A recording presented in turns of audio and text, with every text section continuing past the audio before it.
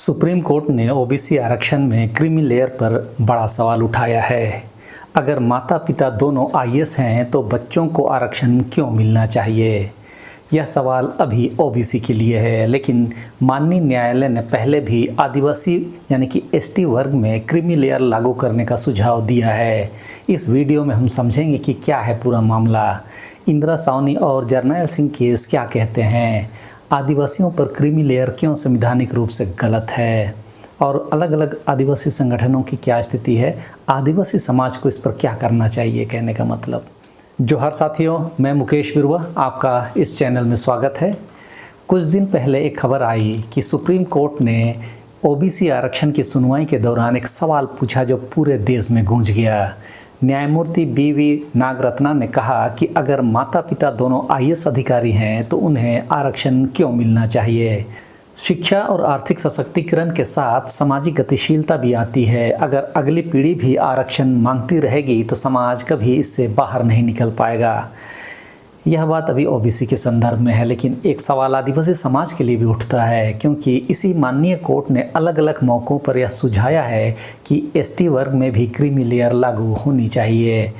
आज हम इस पूरे मुद्दे को आदिवासी नज़रिए से देखेंगे, जानेंगे कि यह सवाल कितना सही है, कितना खतरनाक है और हमारा संविधान क्या कहता है। पहले पूरी खबर समझते हैं। यह मामला कर्नाटक का है। कर्नाटक के पिछड़े वर्गों की सूची में एक समुदाय को श्रेणी 2E के तहत रखा गया था। इस समुदाय के एक युवक का चयन Karnataka power transmission corporation limited में सहायक अभियंता के पद पर आरक्षित श्रेणी में हुआ, लेकिन जिला जाति और आय सत्यापन समिति ने उसे क्रीमी लेयर का अंतिम छोर माना, क्योंकि उसके माता पिता दोनों राज्य सरकार के कर्मचारी थे और उनकी संयुक्त आय तय सीमा से अधिक थी। इसीलिए उसे जाति वैधता प्रमाण पत्र देने से इनकार कर दिया गया। मामला कर्नाटक हाई कोर्ट पहुंचा, जिसने इस फैसले को सही ठहराया। याचिकाकर्ता ने सुप्रीम कोर्ट में अपील की। सुनवाई के दौरान न्यायमूर्ति उज्ज्वल भूइयां और न्यायमूर्ति बीवी नागरत्ना की पीठ ने यह सवाल उठाया। याचिकाकर्ता के वकील की दलील थी कि सरकारी कर्मचारियों के बीच क्रीमी लेयर की पहचान के लिए वेतन या आय ही एकमात्र निर्धारक मापदंड नहीं है। क्रीमी लेयर से बाहर रखने का आधार है व्यक्ति ग्रुप ए या ग्रुप बी सेवाओं से संबंधित है या नहीं, ना कि केवल वेतन।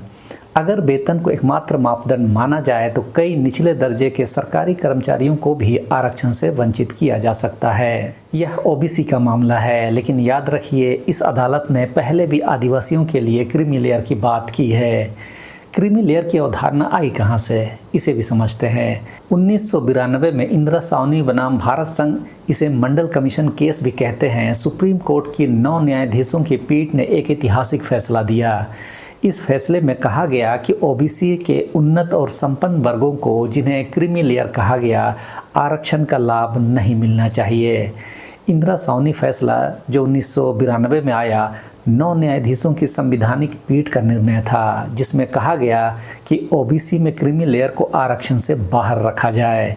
यह नियम सामाजिक और शैक्षिक पिछड़ेपन की अवधारणा पर आधारित था। हालांकि इसी फैसले में स्पष्ट किया गया कि SC/ST पर यह सिद्धांत लागू नहीं होगा। यह बहुत महत्वपूर्ण बात है।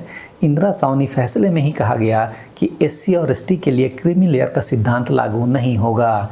फिर 2018 में आया जर्नैल सिंह बनाम लक्ष्मी नारायण गुप्ता वाला केस।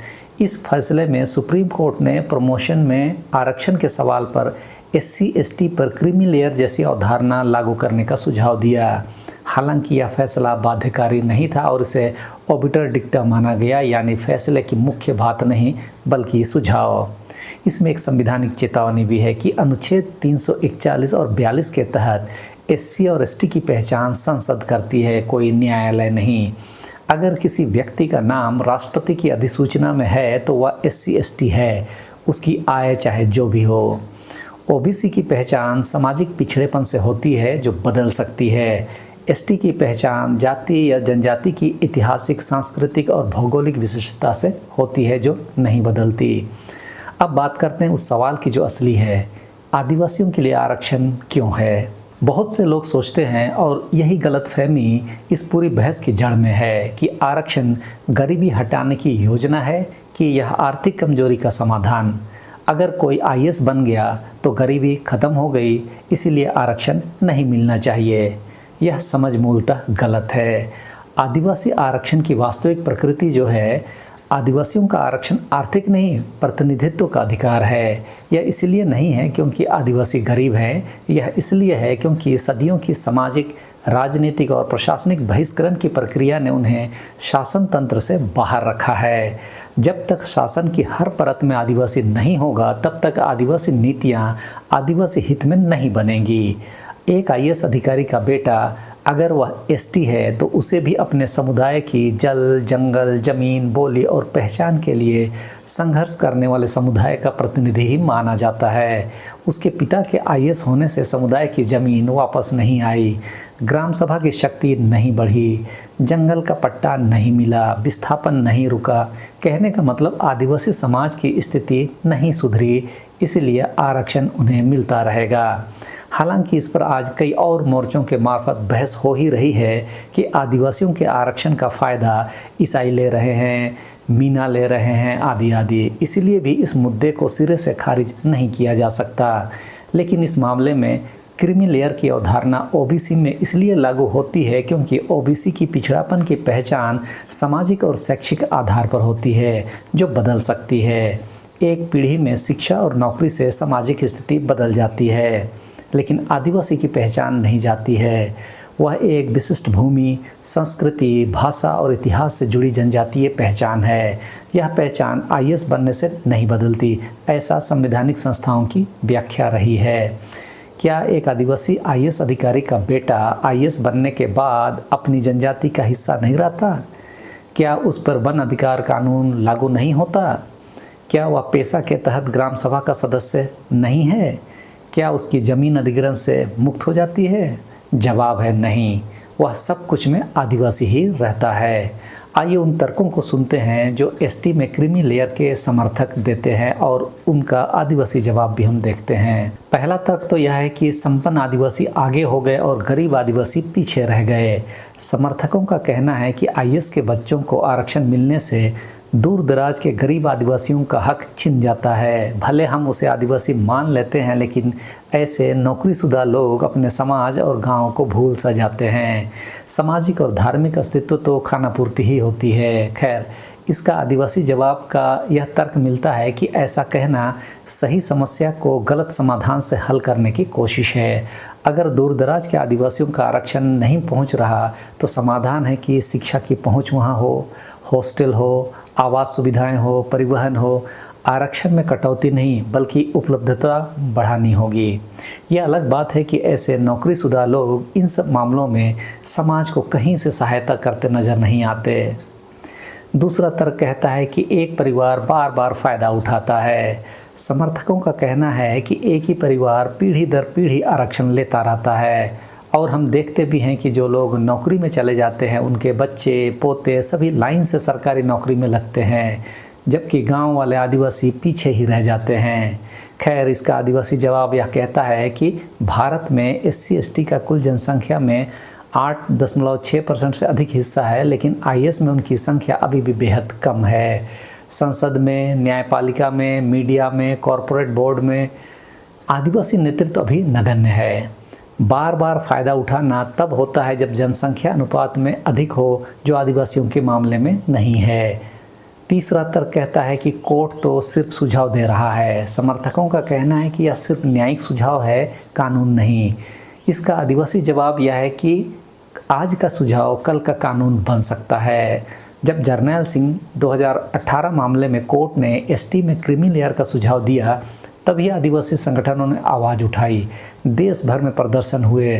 तब संसद ने स्पष्ट किया कि यह संभव नहीं, मतलब सतर्कता जरूरी है। अब इसमें संवैधानिक बाधा है, उसको भी समझिए। संविधान के अनुच्छेद 342(2) के अनुसार एसटी सूची में से किसी को हटाने का अधिकार केवल संसद को है, न न्यायपालिका को, न कार्यपालिका को। क्रीमी लेयर लागू करना व्यवहारतः एसटी सूची से किसी को हटाने जैसा है, जो असंवैधानिक होगा। हालांकि यह सवाल राजनीतिक विश्लेषण के लिए जरूरी है। एसटी में क्रीमी लेयर की मांग किसके हित में है? आदिवासी आरक्षण के खिलाफ अभियान दो तरफ से आता है। एक तरफ से वे लोग जो आदिवासियों को हिंदू मानकर उनकी अलग पहचान को मिटाना चाहते हैं और जिन्हें आदिवासी नेतृत्व से डर लगता है। दूसरी तरफ वे ओबीसी और सवर्ण राजनीतिक ताकतें जो आरक्षण को सीमित करके अपने हिस्सेदारी बढ़ाना चाहती है। अगर एसटी में क्रीमी लेयर आ गई तो क्या होगा? पहला प्रभाव तो पढ़े लिखे आदिवासी युवा जो समुदाय के नेता बन सकते हैं, प्रतिनिधित्व कर सकते हैं, नौकरियों से बाहर हो जाएंगे। दूसरा प्रभाव आदिवासी सांसद, विधायक, आईएएस इनकी संख्या घटेगी। तीसरा प्रभाव पेशा, वन अधिकार अधिनियम, भूमि अधिग्रहण कानूनों पर दबाव बढ़ेगा क्योंकि पैरवी करने वाले कम होंगे। चौथा प्रभाव अंततः आदिवासी जनजातीय पहचान कमज़ोर होगी और एसिमिलेशन यानी कि आत्मसात करने की प्रक्रिया तेज होगी। यही असली खतरा है। क्रीमी लेयर ऊपर से न्याय की भाषा में आती है, लेकिन इसका परिणाम आदिवासी प्रतिनिधित्व का खात्मा है। ऐसे में तो हम क्या करें? पहली बात, जागरूकता जरूरी है। हर आदिवासी युवा को यह पता होना चाहिए कि आरक्षण गरीबी का मलहम नहीं, प्रतिनिधित्व का अधिकार है। जब भी कोई आईएएस पिता के बच्चे को आरक्षण क्यों का मामला आए तो इस समय का जवाब होगा क्योंकि वह अभी भी एसटी है, उसकी जाति गई नहीं, उसकी पहचान गई नहीं और उसके समुदाय पर होने वाला अन्याय ख़त्म नहीं हुआ। दूसरी बात, संगठन और राजनीतिक दबाव भी जरूरी है। आदिवासी जनप्रतिनिधियों को चाहे वह किसी भी दल में हो, एकजुट होकर यह मुद्दा संसद में या विधानसभाओं में उठाना चाहिए। 2018 में जरनैल सिंह फैसले के बाद ऐसा ही हुआ था, दोबारा करना होगा। तीसरी बात, कानूनी मोर्चा भी संभालना होगा। संविधान विशेषज्ञ और आदिवासी संगठन मिलकर यह स्पष्ट करें कि एसटी में क्रीमी लेयर संवैधानिक रूप से असंभव है, अनुच्छेद 342 के तहत। ये मुद्दे आदिवासी एकता की मांग करती है। यह मुद्दा एक जनजाति का नहीं, हो, मुंडा हो, संथाली हो, भील हो, गोंड हो, सभी को एक आवाज़ में कहना होगा, हमारे आरक्षण में हस्तक्षेप बर्दाश्त नहीं। यह हमारे संवैधानिक अधिकार पर हमला है। आज की बात एक सवाल से शुरू हुई थी, माता पिता आईएएस है तो आरक्षण क्यों? तो इसका आदिवासी जवाब यही रहा कि आरक्षण उनकी गरीबी के लिए नहीं था, आरक्षण उनकी पहचान के लिए है, उनके समुदाय की उपस्थिति के लिए है, उनके इतिहास, उनकी भाषा, उनकी ज़मीन की रक्षा के लिए है। कानून के जानकार मानते हैं कि जब तक हर सरकारी दफ्तर में, हर अदालत में, संसद में यदि कोई एक आदिवासी नहीं होगा जो आदिवासी हित जानता हो, तब तक यह आरक्षण जरूरी है। सुप्रीम कोर्ट की टिप्पणी के मद्देनज़र आदिवासी जवाब मिले बोलकर मैंने यह वीडियो बना दिया, लेकिन पढ़े लिखे आदिवासियों की जमात का नज़रिया आदिवासियों के लिए कोई उत्साहवर्धक भी नहीं। तो इस वीडियो में इस समय के लिए इतना ही। आप इस चैनल के वीडियो को लाइक, शेयर और सब्सक्राइब जरूर करें। सबों को धन्यवाद। जोहार।